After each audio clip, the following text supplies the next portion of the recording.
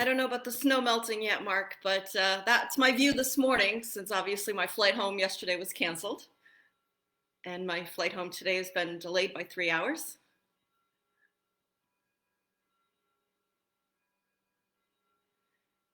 No, Holly, I'm not trying to make you jealous. I was just sharing the beauty of the earth this morning.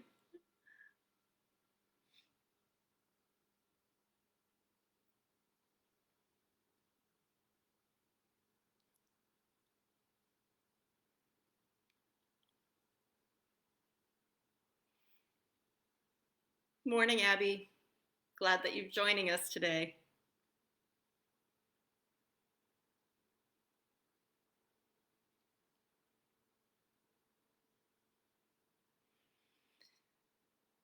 I was watching the Channel 5 local Boston news on my iPad yesterday. It looked like quite the storm. So hope everybody did make it through okay.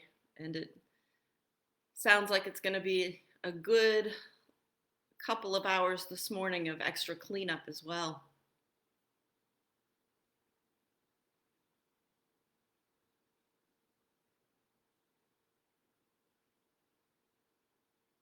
Morning, Sue.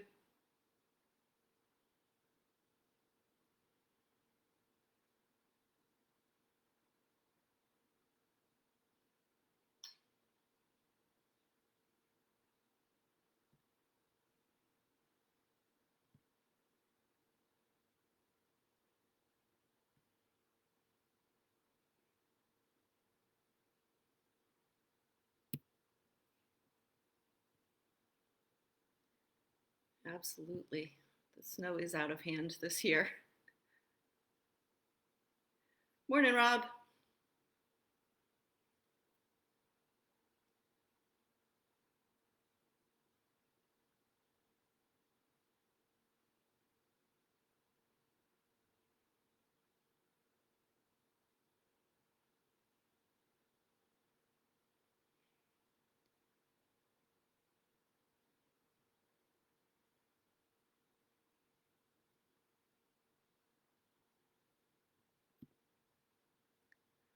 Well, by the clock on my computer here, I have exactly 10 o'clock.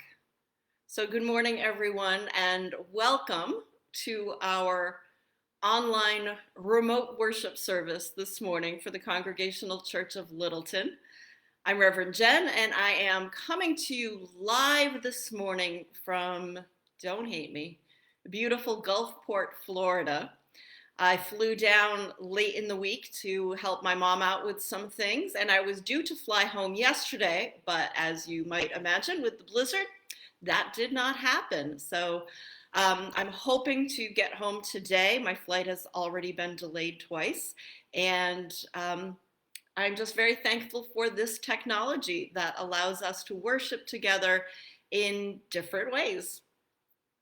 So we can imagine this experience this morning, much like the early church. Early church that would meet in a home and people would gather and they would have their food and their drinks and whatever else, and they would just be casual and informal together. And there would be a time of prayer and maybe a telling of a scripture story or reading of scripture or reading of one of Paul's letters to the gathered church. And so we'll do that together this morning. This is not going to be trying in any way, shape, or form to follow what a worship service would look like from the sanctuary. So it's going to be different. Now, friends, I know that I'm only broadcasting this morning on Facebook Live. It will eventually move over to our YouTube channel as well. But if you're new to Facebook Live, one of the wonderful features is that there is a chat feature here. And so some folks are already utilizing it to say good morning and chat about the storm and different things. Feel free to chat away during the service. I promise it won't bother me at all. One of the reasons my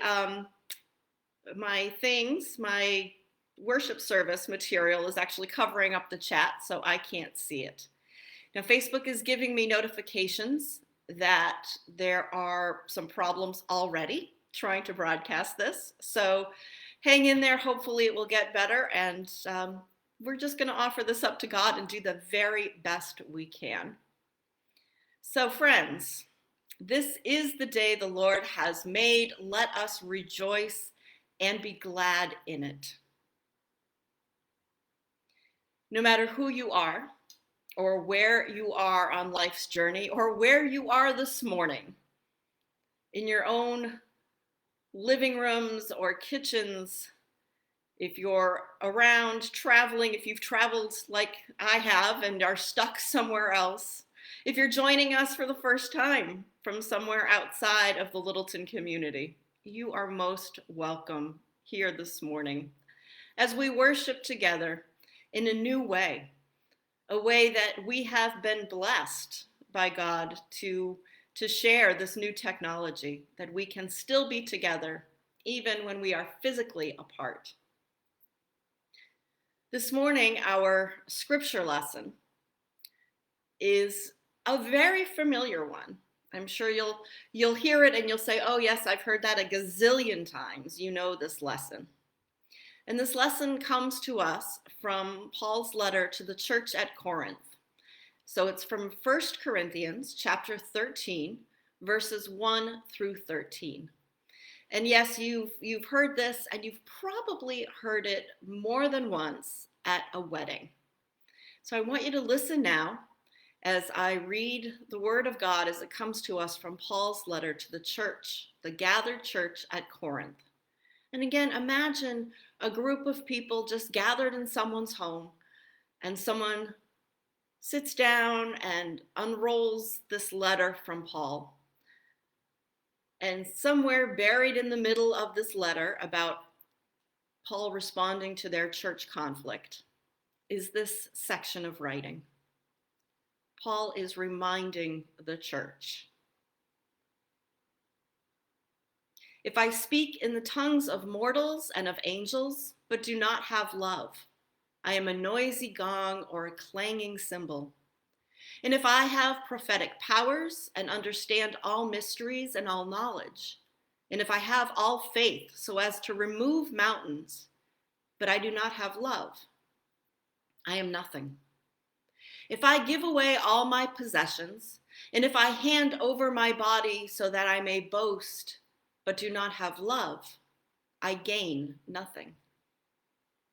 Love is patient. Love is kind.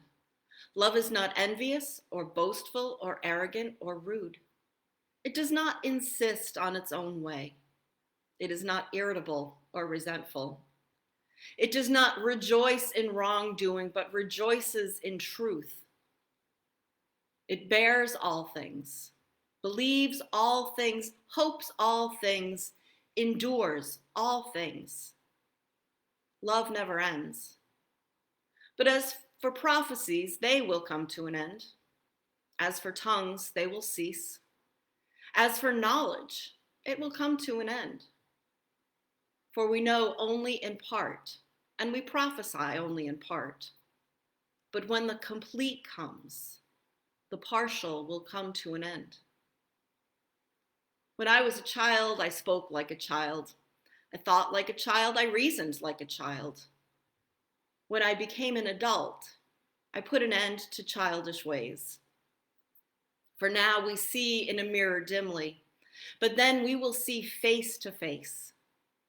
Now, I know only in part. Then I will know fully, even as I have been fully known.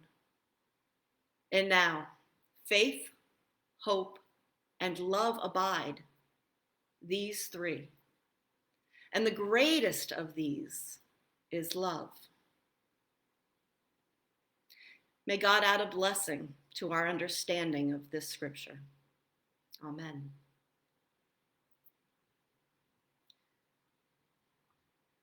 So I have to tell you that I have always felt really sorry for this passage from 1 Corinthians.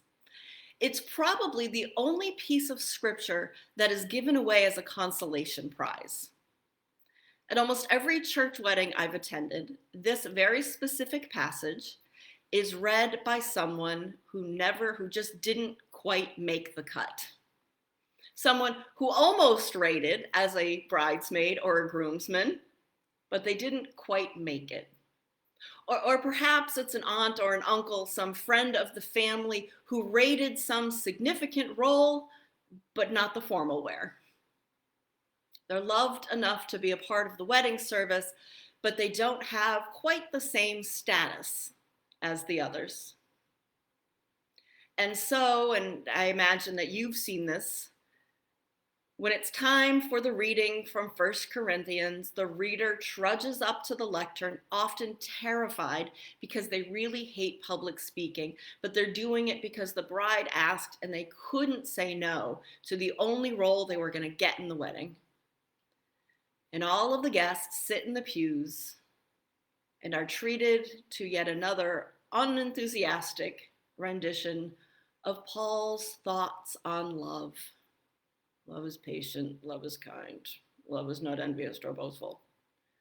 Do you see now why I feel sorry for this passage of scripture? The poor thing gets trotted out all the time at weddings, and it rarely gets the respect it deserves. Because these are very powerful words being mumbled and sometimes mispronounced. And just as a wedding happens within the larger context of family and friends and the society in which the couple lives, Paul's first letter to the Corinthians takes place within a larger context. The church at Corinth was experiencing a lot of conflict, and they're not acting in a way that would make Paul proud. The rich are excluding the poor at community meals. There are divisions around leadership issues. And there's some all-out snobbery that's popping up around different spiritual gifts. So Paul writes this letter, attempting to get the church to realize that being a Christian community isn't about which individual has better spiritual gifts, or who has the most money, or who was baptized by the trendier apostle. Paul's reminding them that the gifts we have are to be used to strengthen the community. Now, Paul gives spiritual gifts another layer of understanding. Speaking in tongues, if it's not done from love and to build up the community, it's just babbling.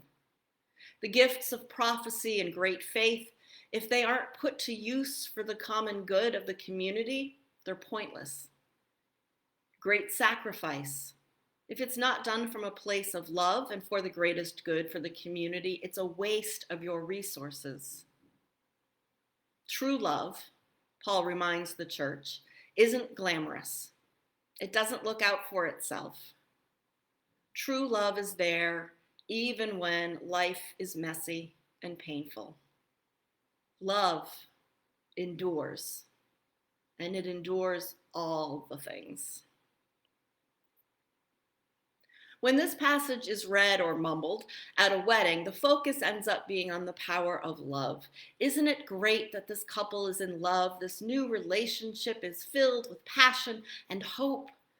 But Paul's goal is to remind the church that a love that focuses on itself isn't the kind of love that's going to endure. It's not the kind of love that's going to see people through. It's not the kind of love that's going to see the church through tough times.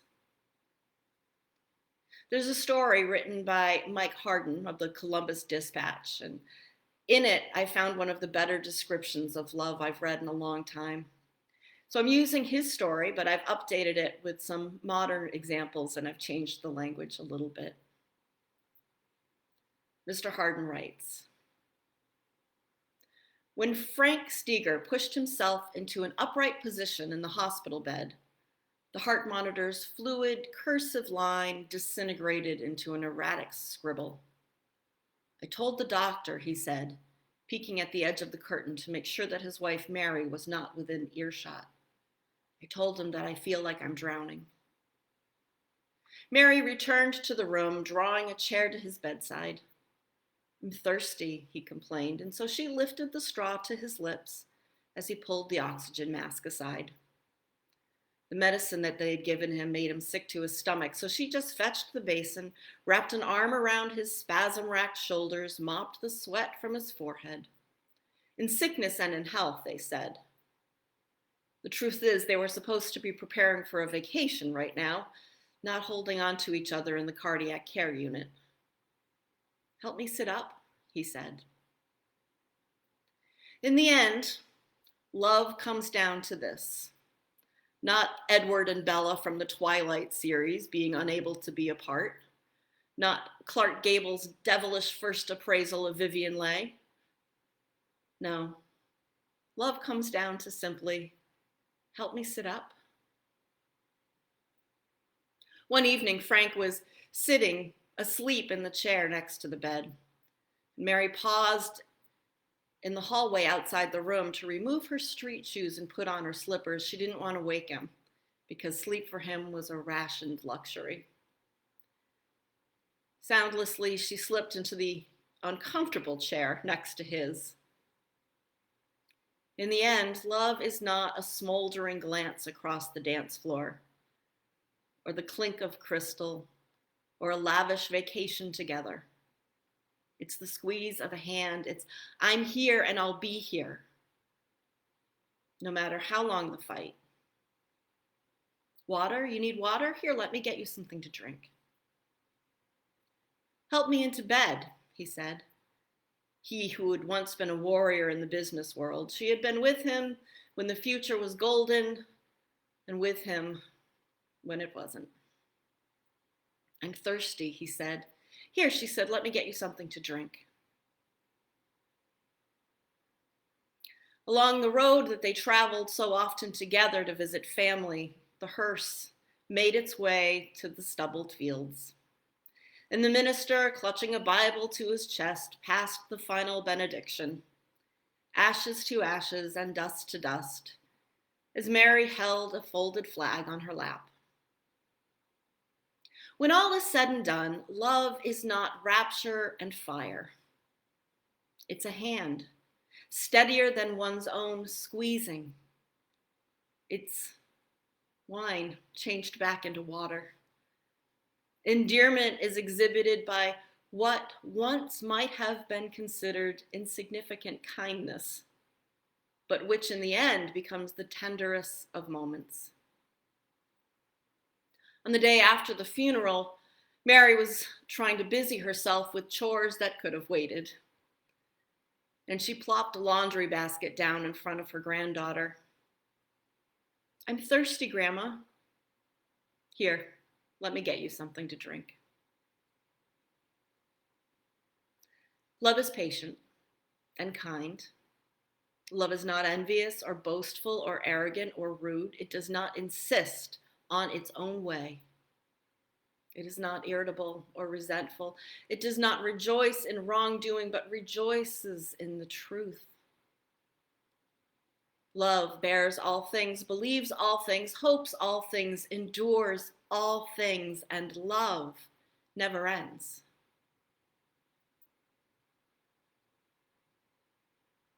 When we only hear this piece of scripture at a wedding, we might miss the point, the true point, that love isn't a beautiful white ball gown and a tuxedo. Love isn't a lavish reception with an open bar. Love isn't shiny things and unicorns. Love is hard, hard, hard work. Love is often brutal in ways you didn't anticipate, because when we open ourselves to love, we open ourselves to grief. But love is worth it. Love is vows promised, commitment embodied, and a dear one who simply responds to, I'm thirsty, with, here, let me get you something to drink.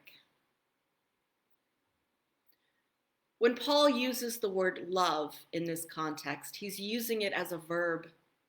It's something we choose to do. It's something we choose to do even when we don't want to, even when we don't like it. It's something we do to show others that they are cared for and loved by us and loved by God more than they could ever know. And then when the world sees it, they remember and they say, oh, yes, this is what love looks like. Not the bride and groom at the wedding, but Mary sitting by Frank's bedside. Paul reminds us that love isn't unicorns and daisies, and sometimes the choice to love can be painful and hard work, and yet love anyway. Because love is what God has created us for. The kind of love that Paul writes about must be embodied to become real. Again, like Mary at Frank's bedside, love is hard, love is worth it, and love never ends. Thanks be to God. Amen.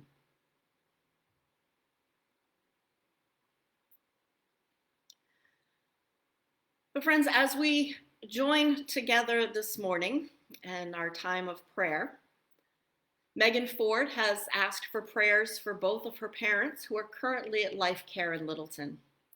Her father is a resident there and is currently recovering from COVID and has been frustrated by the isolation. Megan's mother, Barb Svitek, is recovering from a foot infection. And we also want to hold Megan in our prayers as well, as she has been traveling and is in Pittsburgh this week, taking care of her mother's sister. And so Megan certainly has a lot on her plate. We also want to offer up prayers for those still struggling and cleaning out from yesterday's storm, and to offer prayers of thanksgiving for all those who are serving the community with shovels and plows. And so in this moment, let's gather the other prayers that we carry, personal prayers that are in our hearts and in our minds, and let's turn to God in a moment of silence.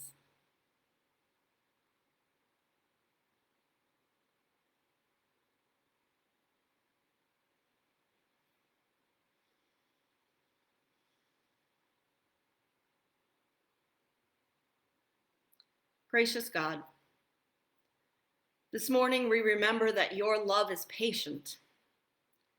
We give you thanks for all those who have been patient with us, those who have taught and cared for us. And we pray for the patience to love others as you love us. Gracious God, your love is kind.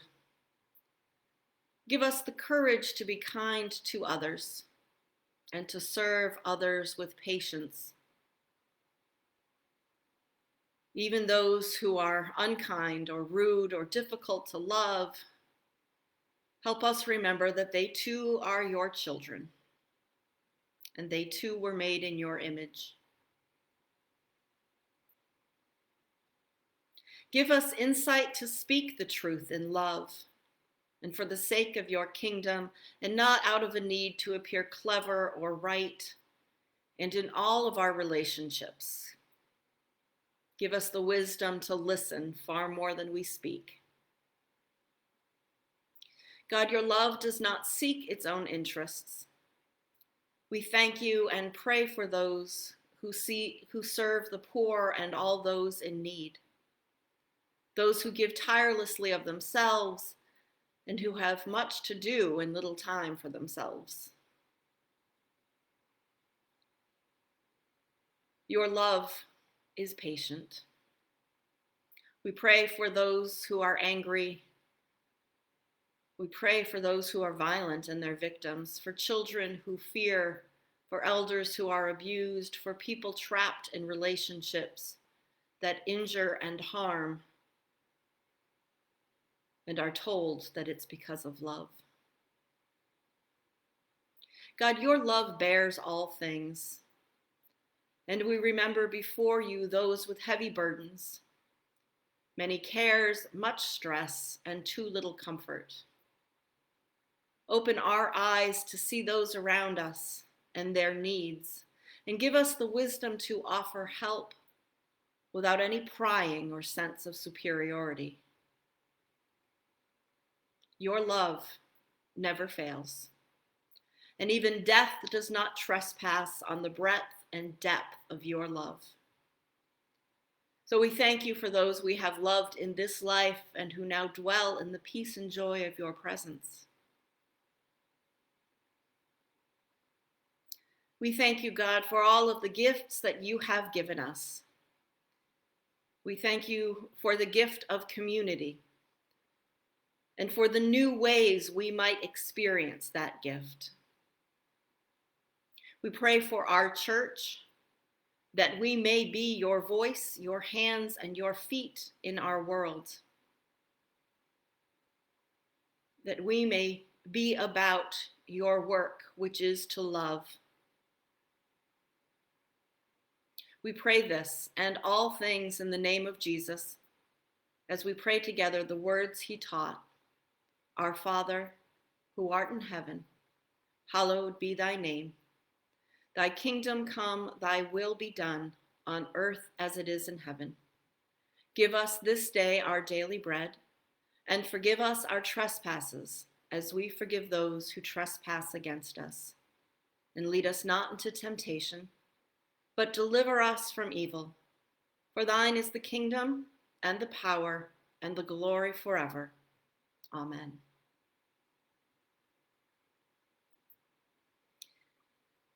And now I'll close our remote worship service with this blessing. May the God who shakes heaven and earth, whose spirit blows through the snow and the valleys and the hills, whom death could not contain and who lives to disturb us and bring us life, bless us with power to endure, to hope, and to love. Go in peace. Until we are together again, may the Lord watch between me and thee until we are united. Amen.